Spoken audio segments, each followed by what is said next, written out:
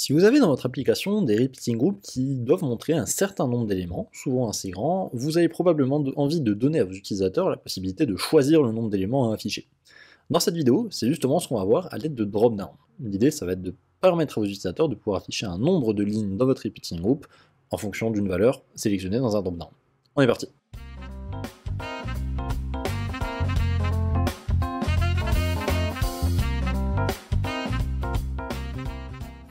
Ok, donc on est de retour dans l'éditeur Bubble et on va voir ensemble comment faire en sorte d'afficher un nombre de contacts prédéfini depuis un drop-down classique dans Bubble.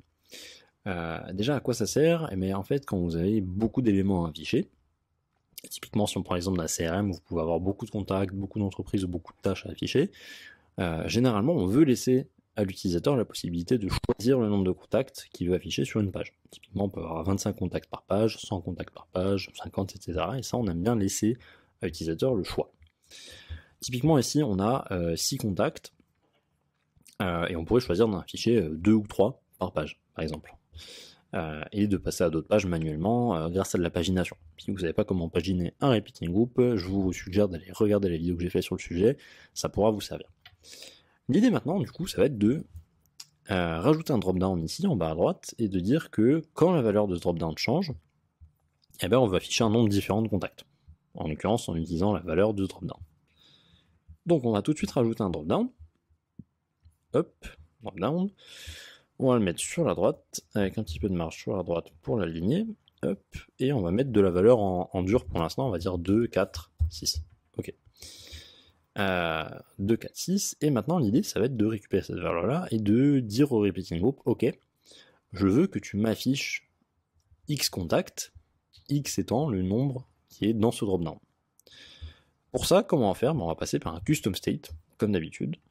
Donc on va aller le créer sur le repeating group, ou n'importe où ailleurs, et on va dire, ok, nombre, contact, affiché. State type, c'est bien évidemment un nombre, et ce n'est pas une liste. On veut un seul nombre de contacts. Et on peut mettre une valeur par défaut, d'ailleurs on va la mettre, c'est mieux. Et on va dire qu'on va mettre 2 contacts par défaut. Paf. Ok. Donc on a notre repeating group, on a notre custom state. Maintenant l'idée c'est de dire à Bubble, ok, si tu vois que la valeur de ce dropdown change, bah ça veut dire qu'il faut mettre à jour le custom state. Okay. Comment on fait ça? Premier souci, c'est que si on va directement dans le dropdown, on voit qu'on n'a pas d'option pour faire un workflow. Il faut passer directement par l'onglet workflow ici, ajouter un workflow dans les éléments, et on voit qu'il y a un workflow qui s'appelle la valeur d'un input a changé.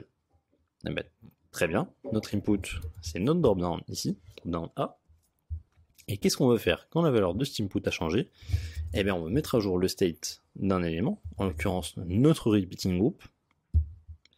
Quel custom state on veut changer? Le nombre de contacts affichés.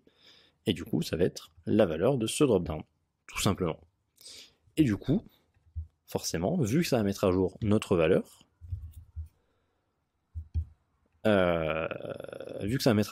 ça va changer automatiquement notre custom state. Et donc maintenant, l'idée, c'est de dire à notre repeating group, ok, tu me montres les contacts, par contre tu vas me les montrer que jusqu'à une certaine limite, c'est-à-dire que jusqu'à un nombre de contacts défini. Donc, search for contact, si vous avez vu ma vidéo sur le bouton voir plus dans un repeating group, vous savez où on voulait en venir. Si vous ne l'avez pas vu, je vous conseille d'aller la voir.